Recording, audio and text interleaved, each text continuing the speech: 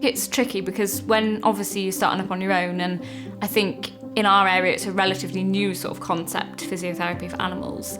Obviously because I really love what I'm doing, I didn't really see it as much as a business, if that makes sense.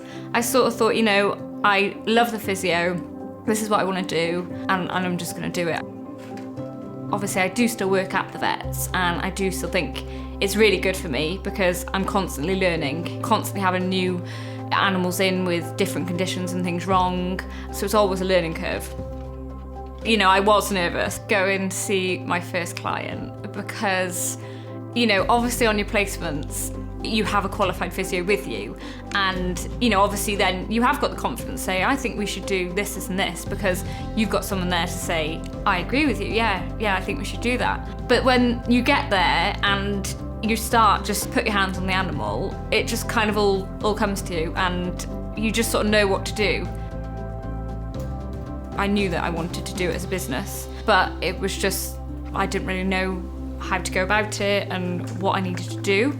So that was obviously when I contacted the hub manager, and she was brilliant and advised me and talked me through all the things that I needed to do. I did like a business template, and that was quite helpful. But I think in general, it was the websites and the marketing side of things, because I'd never done any of that before. So I had no idea where to start or what to do. And it was quite daunting. I think from there, then I had confidence, and I sort of thought, yeah, I can do this. Even just sort of the hub manager saying to start up a Google account and Yell, for example, I just wouldn't have thought about these additional free sort of sites that I could use for my advertising. Even just doing things on Facebook posts, how to get people's attention, or, things on Google where you can get your website higher up so people can see it more.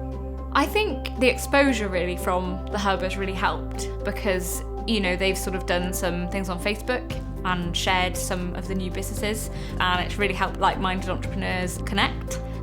I have been in touch with similar businesses in the local area. We can meet up and hopefully perhaps even do some work together and sort of help each other out. And I would say to anyone that's thinking, oh, should I turn this into a business? They've got a dream or a passion or something that they love and they're really not sure.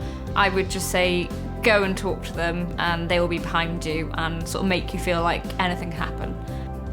I'm just sort of loving every minute of it and what I'm doing. So I'm really not sort of thinking too far ahead. I'm just going with it, and I'm just glad that I'm doing what I love, and that's the most important thing to me.